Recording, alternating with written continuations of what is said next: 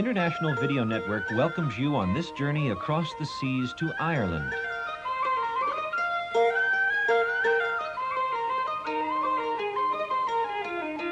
We'll find that Ireland is much more than ghosts and Guinness, shamrocks, leprechauns, and lace. Its 3.5 million people are some of the friendliest on earth.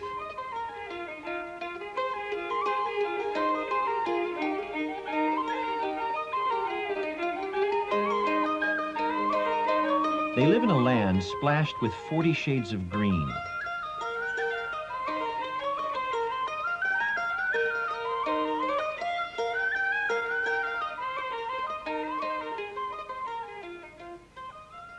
Located in Europe's northwest, Ireland is about the size of the U.S. state of Maine.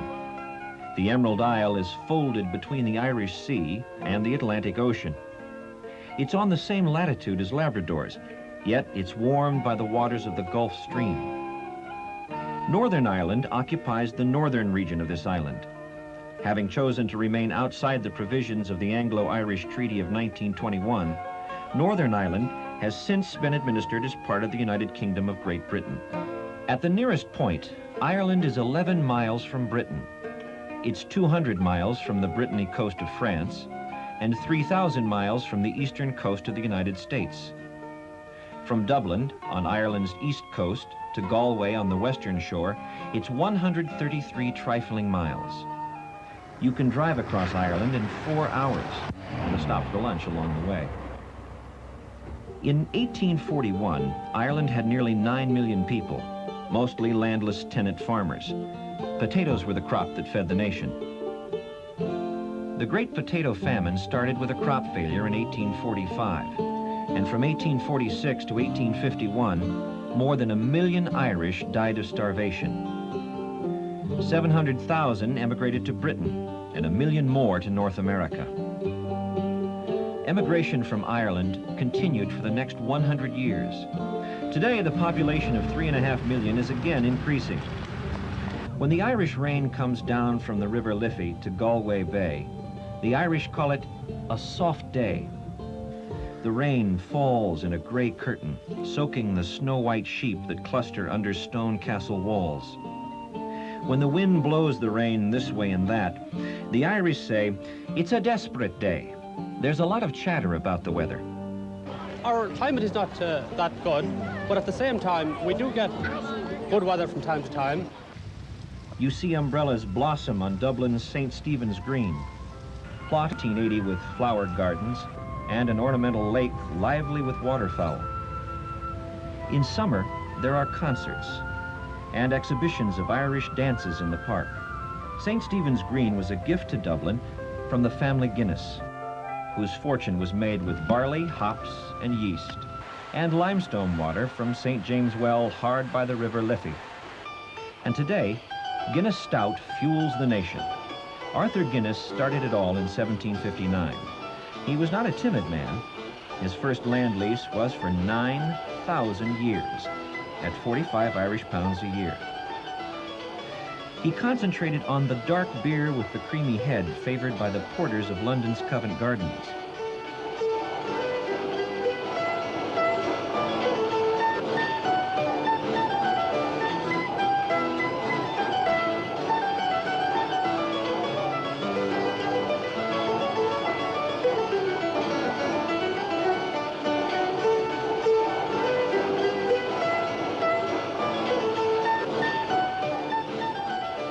And today, the brewery produces nearly 1 billion gallons of stout a year for worldwide distribution. Guinness's philanthropies also rebuilt Christ Church Cathedral. Christ Church was founded by Strongbow in 1173 on the site of a church built by the Danish king Sitrick. Strongbow's original crypt is still here. The legend is that St. Patrick baptized converts on this site of St. Patrick's Cathedral around the year 450 AD. A stone marks the spot where he struck the ground with his spear for the baptizing. The church is 300 feet long, the longest in Ireland. Oliver Cromwell used this church to stable his horses when he ordered the Catholics to hell or Connaught. Jonathan Swift, whose pen found the words to Gulliver's Travels, was once Dean of St. Patrick's. He is buried in the cathedral. His bust, grave, and epitaph are here. The nave, altar, and the stained glass windows are spectacular. The Irish turn out great talkers and great writers. Every Irishman is an elegant amateur of pen and conversation. A well-turned phrase is better than a well-turned collar in literary Dublin. The list of distinguished Irish writers is a long one, including 3 Nobel Prize winners. George Bernard Shaw, who said, "I like a bit of a mongrel myself, whether it's a man or a dog. They're the best for every day." William Butler Yeats was a man who fancied music. He wrote, "When I play on my fiddle in Dooney, folks dance like a wave of the sea."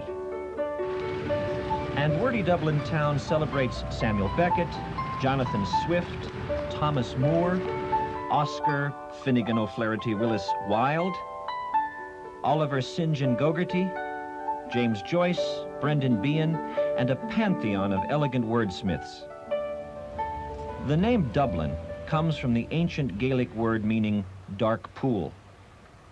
The capital city is painted on the broad valley of the River Liffey, sheltered on the south by the Wicklow Hills. A third of Ireland's people live here. It's a 3 squares of glorious 18th century homes and fine Georgian mansions. The city has a wide choice of accommodations, from guest houses to opulent hotels, such as the stately Shelbourne. The Shelbourne has been host to royalty from around the globe. Furnishings are 19th century period pieces, inlaid writing tables, gold-wreathed mirrors, and intricate chandeliers. Dublin's public buildings are splendid and sober. On Merrion Square you find Leinster House, seat of the Irish Parliament, as well as the National Library, and the National Gallery, one of Irish painters, Frederick William, Paul Henry, William Leach, and Jack B. Yeats. George Bernard Shaw is up in stone at the entrance. He claims to have spent many of his school days playing hooky in the art-filled halls, and said that he owed his education to the National Gallery. Shaw bequeathed 1/3 of his estate to the gallery, and when his play Pygmalion was produced as the musical and film My Fair Lady, the gallery was enriched enough to purchase many major works of art. England boasts of Oxford and Cambridge, the United States of Harvard and Yale. The Sorbonne is the flower of France, and Ireland's educational pride is the noble Trinity College. The college is built on the cobblestones in the main quadrangle shift and must be relayed every 7 years.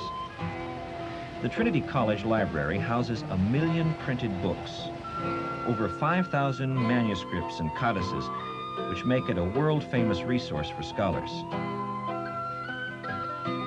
Here is the harp of the mighty 11th century High King Brian Boru, and Ireland's most important national treasure, the Book of Kells. Its 680 pages are beautifully illustrated, the work of monks of the 8th century. It contains the Gospels. Originally 1 book, it was rebound into 4 volumes in 1953. A page is turned each day to show the exceptional illustrations.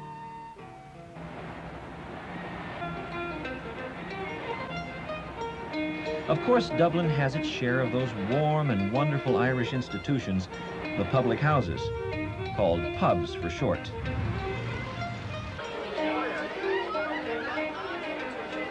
Well, it's a soft day, and the talk in the taverns is warm, witty, and wise. Sieve is, he draws a good pint. Some can lay a shamrock of foam that will stay in your glass through the drink. Others can lay a foamy grin on top of your glass. It's called the smiling pint.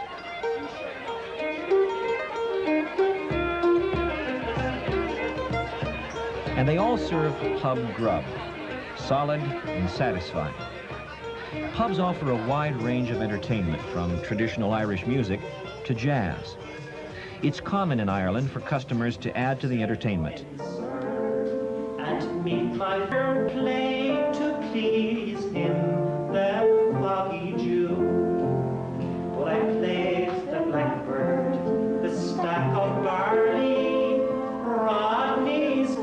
most are not at all shy about taking center stage. And the professionals can rock a room.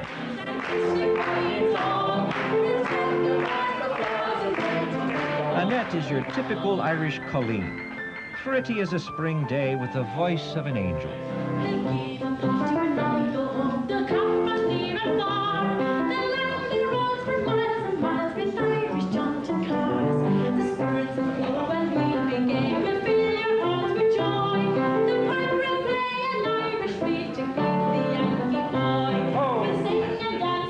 Pubs are open from 10 a.m. to 11:30 p.m. in summer, with an official holy hour, closing from 2:30 to 3:30 in the afternoons. However, old Irish law decreed that a traveler must have bed and board, whiskey for himself and oats for his horse at any hour. Dublin is alive with nightclubs and cabarets, with fiddles, spoons, pipes, and tin whistles, song fests, dance, and humor. The RTE Symphony Orchestra adds a serious musical note to the city.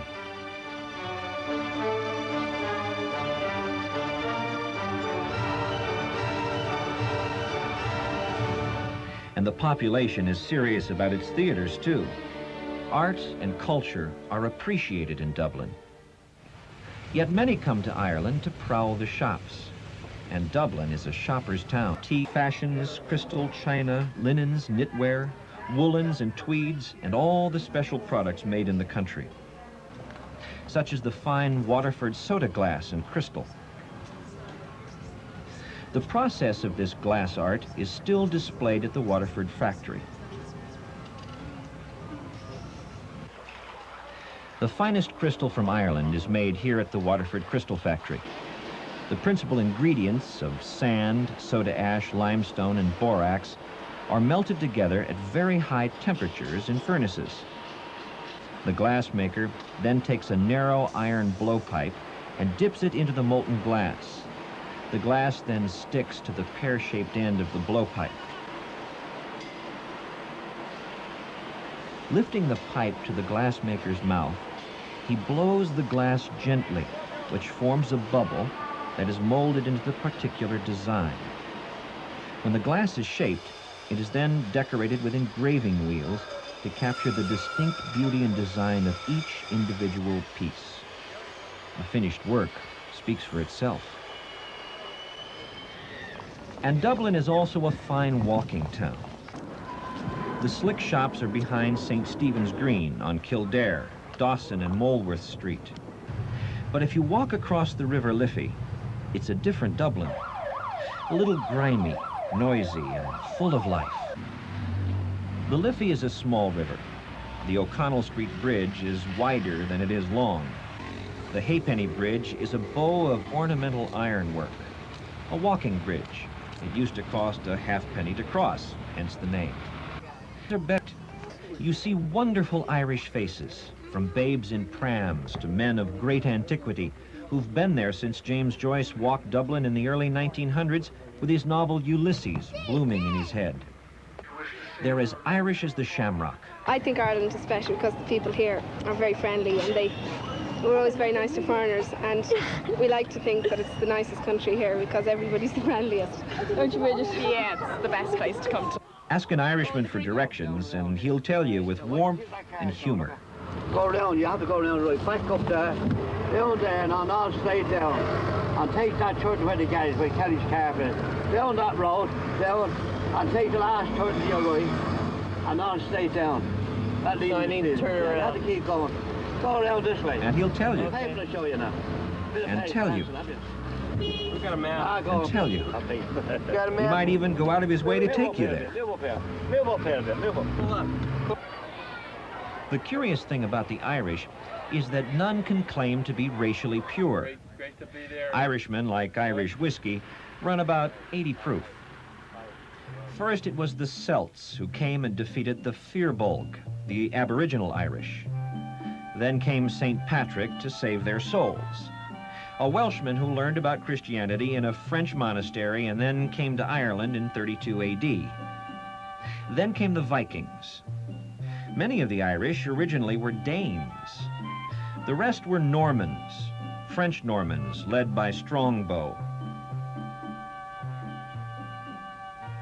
In Dublin's Phoenix Park, you see an obelisk to a zoo, and on the green fields, you see young, hopeful athletes playing the most popular. Gaelic football is Ireland's national pastime, and the Gaelic Athletic Association is one of the largest non-professional sports organizations in the world. Here in Dublin's Croke Park, the teams from Dublin and Meath have at it in front of crowds of up to 80,000 spectators.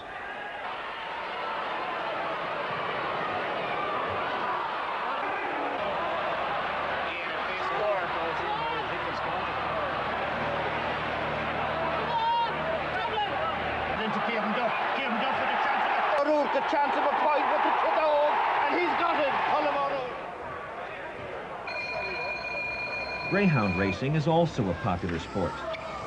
Ask anyone at the races and they will tell you the secrets of picking a dog. Depending mostly on where the dog is drawn, in what trap he's drawn. If you think he's suited by that trap, then you give him a great chance of winning. The Irish love going to the dogs. The extraordinary game of road bowls, called bullets, comes from County Cork. Ah, well, it's a soft day and time to speak of poetic things.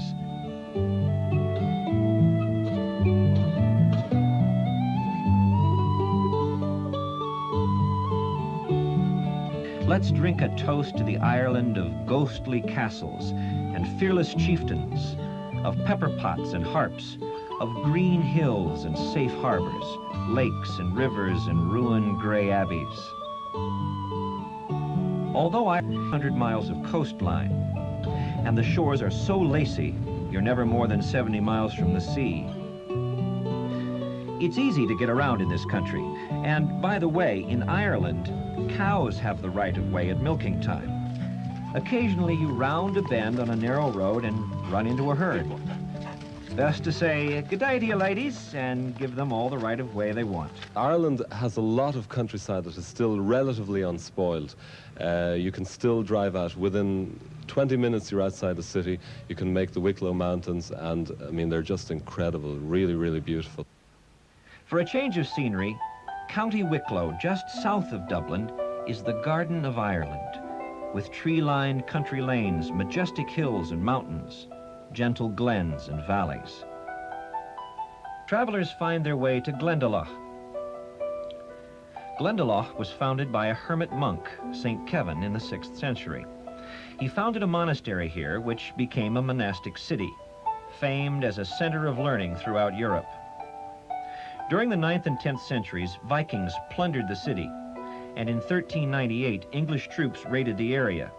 But each time the buildings were repaired and monastic life continued until the 16th century during the monastic suppression. The impressive ruins are still standing, as exemplified by the round tower. And some wise travelers combine country living in Wicklow while enjoying Dublin's upbeat lifestyle. One example of country living is the Tinakilly House. This County Wicklow, with splendid pleasure gardens and classic Victorian furnishings, bring guests back to a tranquil 19th century. The kitchen and wine list are superb. From the gardens, there's a fine view of the Irish Sea. In County Wicklow, elegant estates such as Powerscourt open their gardens to the public. Powerscourt Estate is located in Inniskerry. It is one of the grandest gardens of Europe, with sparkling fountains, ironwork gates, and statues, flowers, trees, and grounds, all carefully manicured.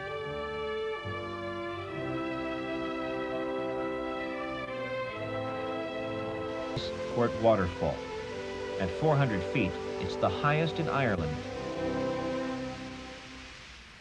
Scratch an Irishman and you'll find a horse lover. County Kildare is horse country, with rolling hills and lush green pastures. The Curragh is a well-known racetrack and horse training area. The Irish Sweeps Derby is held here. If you want to know more about horses, Paddy Pendergast is your man. Paddy is a veteran horse trainer who can tell you all about racing and training in Ireland. our tracks are completely different. We run both left and right-handed, and our tracks are very undulating, where yours are flat. So ours are completely different in that respect, and then we run basically from 5 furlongs to 2.5 miles, whereas your longest race, I think, is about 1.5 miles. A 2-hour drive from Dublin will bring you to medieval Kilkenny. It's the central part of Ireland's southwest, and it's known to get less rain than elsewhere in the country. Graceful old buildings leaning into narrow, winding alleyways with poetic lane. In Kilkenny City, you see the 13th century Cathedral of St. Canice and Kilkenny Castle, now home to a 19th century picture gallery, with a modern design center in what was once the stables. Keitler's Inn is a restaurant today.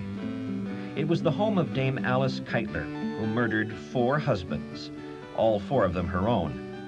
In 1324, she was accused of witchcraft and probably burned or dragged to death by wild horses.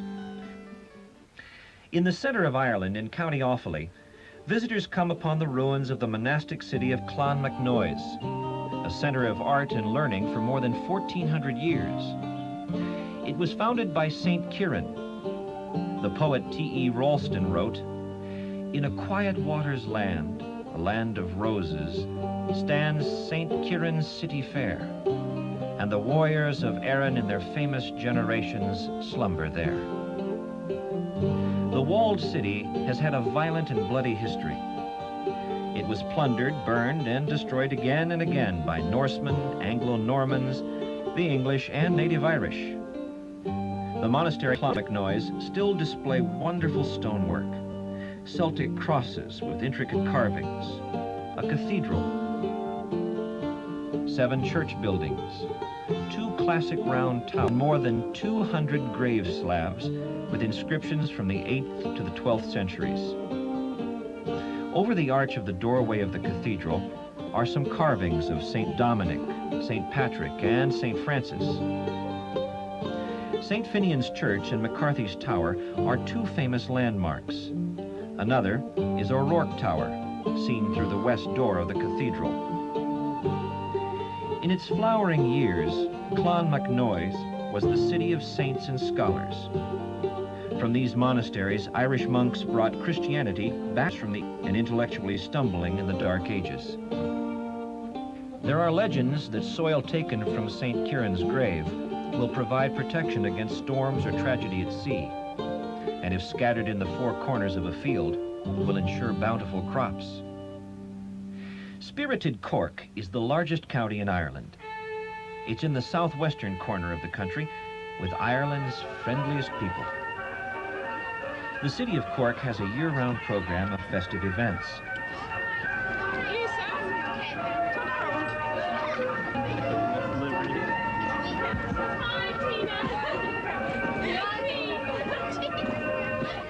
The highlights in Cork include the Shandon Church, with its pepperbox tower and famous bells. Shandon's steeple is also known as the 4-faced lyre. There's a clock face on each side of the tower, and the 4 all show a different time. None of them right, say the local people. The Old English Market is an enclosed 18th century shopping arcade.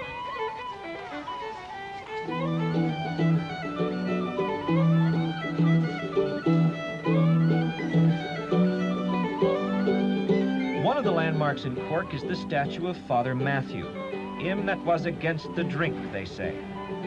He was an advocate for accommodation between the Catholic Irish and the Protestant Irish.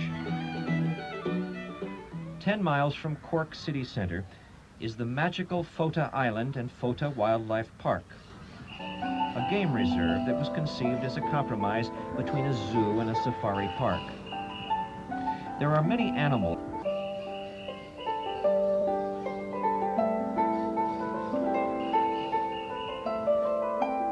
Fota House is headquarters of the great ornamental estate on Fota Island in Cork Harbour. And to improve one's way with words, visit the famous Blarney Castle. Hang upside down, kiss the Blarney Stone, and be blessed with the gift of eloquence. I know I just kissed that Blarney stone there, and it's supposed to make me feel elegant. Eloquent. Oh, eloquent. The word Blarney has an interesting origin. It seems that Cormac MacDermot McCarthy, a lord of Blarney, was asked to give up some traditional rights under old Irish law, and Queen Elizabeth I of England was putting on the pressure. McCarthy kept delaying with soft and devious talk. The Queen said, "This is all Blarney. What he says, he never means." There are other stories as well. Some say a stammering king, who saved a distressed maiden queen, lost his impediment when the fair maiden told him the secret of the Blarney Stone. Many believe that story is thundering Blarney. Close at hand, the Blarney woolen mills are open 7 days a week. It's where you find something to keep you warm while kissing the stone of Blarney, and on all of Ireland's soft days. From Cork, it's a pleasant drive to Kinsale, a pretty little port town only half-hour away. A dagger pointed at France. Admiral Nelson sailed from here to Trafalgar, his most famous sea battle. British heroes are not a prized package in Ireland. If they mention Nelson at all here, it's, "We're glad he sailed away, and we're thankful he didn't return." The word is getting around that Kinsale is a lovely town. Houses that once quartered Nelson's officers are in great demand. There are small harborside cafes serving excellent gifts from the sea. The Spaniard is a good place for morning coffee and people watching. Sailboats bob and anchor in the port, and one may meet French yachtsmen from Brittany who cruise over on holiday. There were some sad notes in the musical history of Kinsale. The village has seen its share of battles, and it was here, off the old head of Kinsale, that the Lusitania was torpedoed by a German U-boat in 1915, triggering America's entry into World War I. Kinsale is tranquil now. In summer, when the sunlight turns the bay to instant diamonds, it's a wonderful place.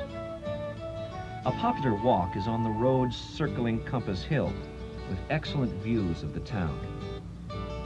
One can stroll through the fisherman's quarter of Skilly, with quaint cottages, and along to Fort Charles, open to the public year-round. Charles Fort is on the southernmost point of Ireland. The Duke of Marlborough once poured cannonballs on it for 13 days.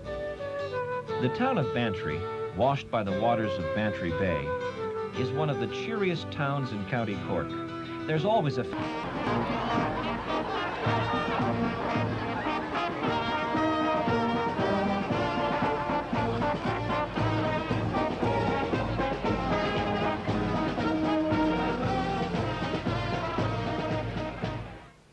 Bantry House was the seat of the Earls of Bantry. The mansion is a showcase of fine furnishings and objects of art, some from the Versailles Palace. There are 52 chimneys on Bantry House, one for each week of the year. When the Bantry Bay Regatta is on, there are a lot of other events, such as a dog show.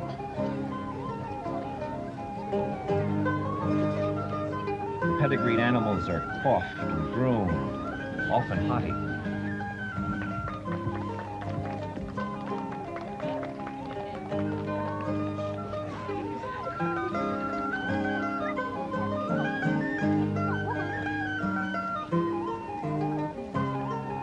And the Bantry Regatta has competitions for oars.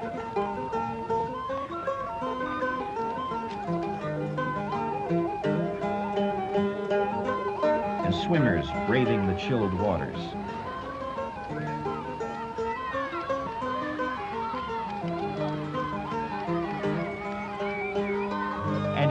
See the welly toss, an unusual sport where men see who can toss a Wellington boot the greatest distance.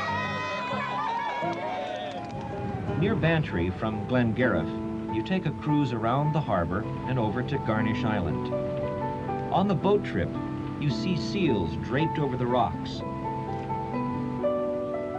Garnish Island is famed for its Italian gardens.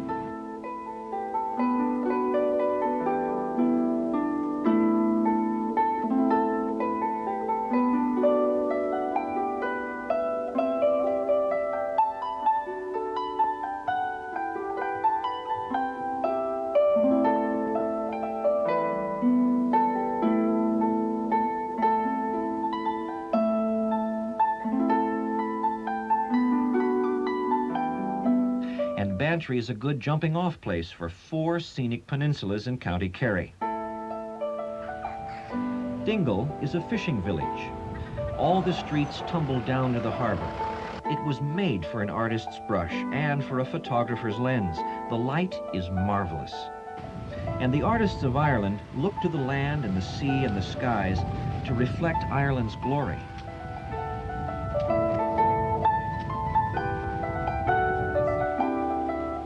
Doyle's and the Half Door are the popular seafood restaurants. The peninsula is a stronghold of Irish language, lore, and culture. You can drive around the Dingle Peninsula or do the Ring of Kerry, a 100-mile route around the Iveragh Peninsula. You begin and end in Killarney, and along the way you see rugged mountains, serpentine valleys, and seascapes. In the small villages, you may come across a livestock inn. It is not famed for haute cuisine, although that is served from leading hotel and restaurant kitchens. It's the freshness of Irish ingredients that make it special. The meat, fish, butter, eggs, vegetables, and breads are all as fresh as tomorrow. The highest mountains in the country are here in the southwest corner. A farmer bragged, "Land is it? Sure, I have that much land, I have to stand it on end." Tralee is a market town, celebrated for its famous rose, and a gateway to Dingle and the Dingle Peninsula. It's a scenic area jutting into the Atlantic with charming little towns and hamlets. Killarney is honored in story and song as beauty's home. Drive to Lady's View, high on a hill, for a panoramic look at all 3 of Killarney's fabled lakes. One can tour the Muckross estate by horse-drawn carriage. Your carriage master will tell you all about the history of this great estate. That's the oldest tree in the park, 1,500 years. It's an old pine tree. The Elizabethan-style mansion dates from 1843. Its collections of antiques and art are on public view. And the lawns, flower beds, and shrubberies provide quiet places to stroll. The interior is warmly elegant. The Midwest of Ireland is County Clare, where there are more than 450 castles. Some guides say more than 900. The visitors from around the world. Aer Lingus is the country's international carrier. Their domestic flights serve the entire nation, and you see their green and white planes on the runways of Shannon Airport, Ireland's international gateway. It takes its name from the River Shannon, the longest in Ireland. Shannon is an area 12 miles from Innis on the Limerick Road. The shop at Shannon was the first duty-free shop in the world. It was opened in 1951 and staffed by a single salesgirl. They now sell upwards of 12 million Irish pounds worth of merchandise a year in the shop and through mail order and catalog services. The Shannon Industrial Free Zone attracts firms from the world over. And almost 100 manufacturing and service operations employing over 5,000 people. As the airport prospers, so do the neighboring counties. Only Dublin and Killarney attract more visitors. A pleasant trip for a day or a week is a boat excursion on the River Shannon. From these cozy ships you see little rural villages and riverside pubs, and passengers are taken to Ireland's fairy tale castles, for this is truly castle country. To prove the point, one can live as royalty and men-at-arms did, with special evenings rich with Irish food and entertainment. Dún Gire is a perfectly restored 13th century fortress with a square Norman tower. Fort, marvelous light-hearted readings from the words of celebrated Irish poets who knew this land so well. All castles have ghosts laid on, of course. There are more than 800 castles in various states of ruin and repair. The caretaker at Dún Gire said, "Aye, there's so many ghosts in County Clare, it's an employment problem. That's why a lot of ghosts have to work nights." When Gire was king, he made a vow that any passing traveler could have anything he asked. Well, word got around, and good King Gire came near bankruptcy because of his generous heart. In 1467, the McNamara clan held strong at Castle Napogue. It means Castle of the Kiss, a romantic place in those chivalrous days. The McNamaras were romantic and fierce. For centuries, they defended their property against a horde of invaders. The name comes from Mac Con Mara, son of the Hound of the Sea. They were part of a federation of warrior tribes led by the High King Brian Boru. Today at the castle, they put on a medieval feast with a colorful pageant of Irish history in rhyme, mime, and song. The most favored of all castles is Bunratty Castle, an authentic example of Irish medieval living. Each evening, a huge banquet is recreated with music, mead, and merriment. You may find yourself being crowned lord or lady for the evening. Pinch the serving wench and throw a bone to the dogs. At Bunratty, a declare had an O'Brien torn in pieces by wild horses. They say his ghost comes back to get tourists. Close by the castle is the landmark pub, Dirty Nelly's. Its license goes back to 1620. The Irish insist you make the pilgrimage to Dirty Nelly's. One can drive the 40 miles from Shannon to Allowee Cave, with over 1,000 feet of passages into the heart of a mountain. The cave is only one of many in the region. Allowee Cave, signposted off the road to Ballyvaughan, was discovered by a farmer in 1940. The caves are lighted and paved so visitors can wander into the underworld. This is County Clare's Burren country. As Ice Age glaciers retreated, they left a piece of land between the River Shannon and Galway Bay in great layers of gray rock. So bleak and bare, one of Cromwell's generals wrote, "No wood to hang, no water to drown, no earth to bury a man in Burren." The barrenness is deceptive. A special grass, fortified with limestone, makes good forage for cattle and gives winning legs to racehorses. Prehistoric Irish got along well in this rocky country.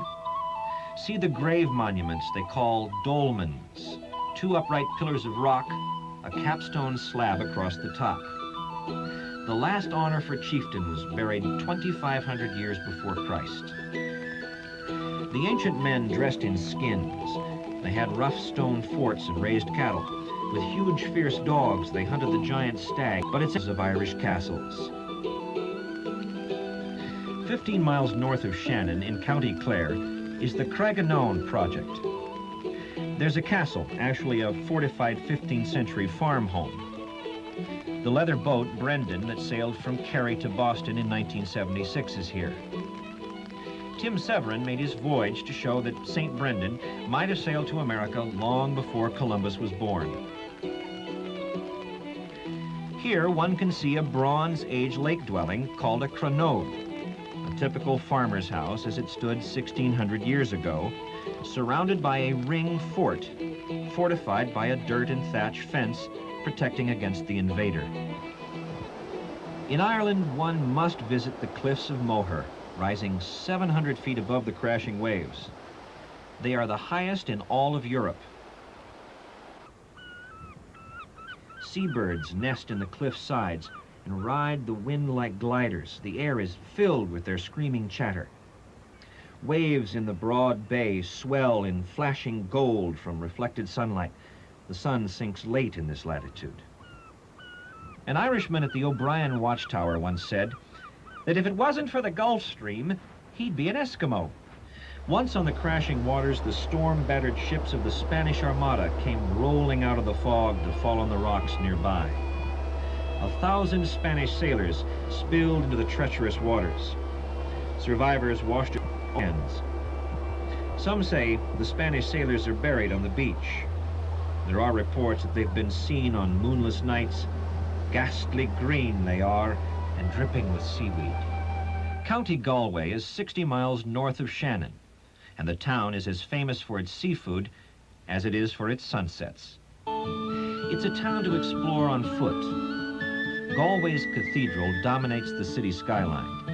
Its marvelous bells call the city to prayer.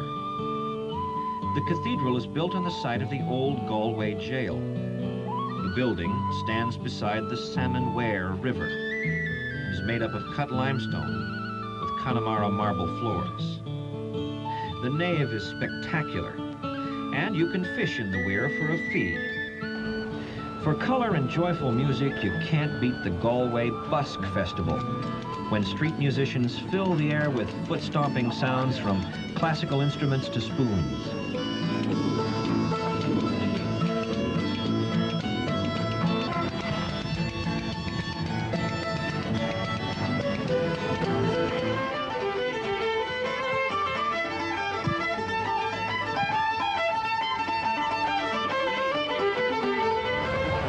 Welcome to Galway's third International Busking Festival, which is organised by Junior Chamber Galway in association with Guinness.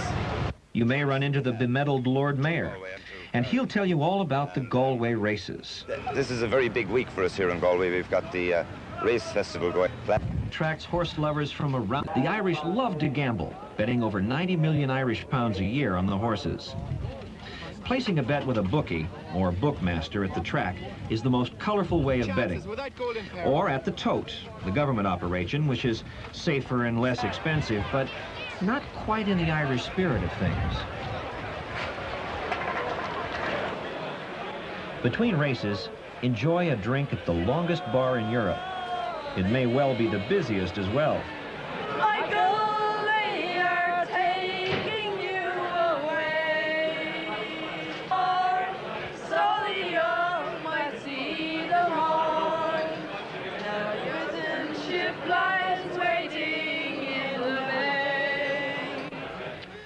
Galway is the principal city of Connacht and the gateway to Connemara, where traditional Irish language and customs are preserved. All over Ireland, signposts are in Gaelic and English, but in Connemara, the roads are posted only in Gaelic. Galway County claims the best salmon in the world. There are 3 lovely lakes here, rich in salmon. On Lake Corrib, they say, salmon and trout will jump in your boat to get at the bait. Kylemore Abbey, another of Ireland's stately houses, is now a convent for Benedictine nuns.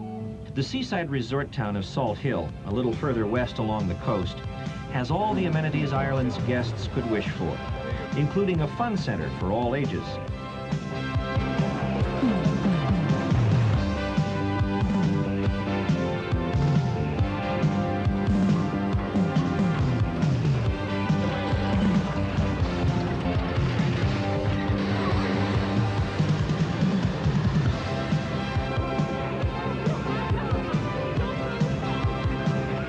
Salt Hill Promenade is a favorite place to sit and watch the moon rise over Claddagh and see the sun go down on Galway Bay.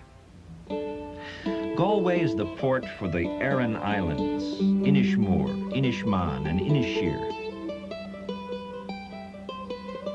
There is daily boat service and scheduled flights. Here's where you buy the thick and wonderful Aran Islands fishermen's sweaters, handmade and signed by the woman who knitted it. Each family has its own special design. That's so that when a fisherman drowns and is washed ashore, they know where to send the body. County Mayo, north of Galway, is part of Connacht, Ireland's western region. Ashford Castle is the place to stay. The classic motion picture The Quiet Man with John Wayne and Maureen O'Hara was filmed here. Lake Corrib protects it on one side. A rushing salmon river makes a moat on the other. There's a fox, olden times, and stole away and had his way with 9 fair maidens. The 10th maiden was strong as an ox. She pushed the captain off a cliff, and that was the end of the fox. And good riddance to him, she said. Now he walks the hall at night, groaning and clanking, as ghosts will do. Accommodations unique to Ireland are traditional thatch-roofed Irish cottages, built to modern standards. The adventurous rent a covered wagon pulled by a well-behaved horse. The wagons sleep 4 and come equipped with sheets and blankets, utensils and nightlights. Those who have little or no experience with horses need have no worry. All the horses have plenty of experience with people. And of course, there are bed and breakfast inns and hotels in all price ranges. There are guest houses and farm families who take guests.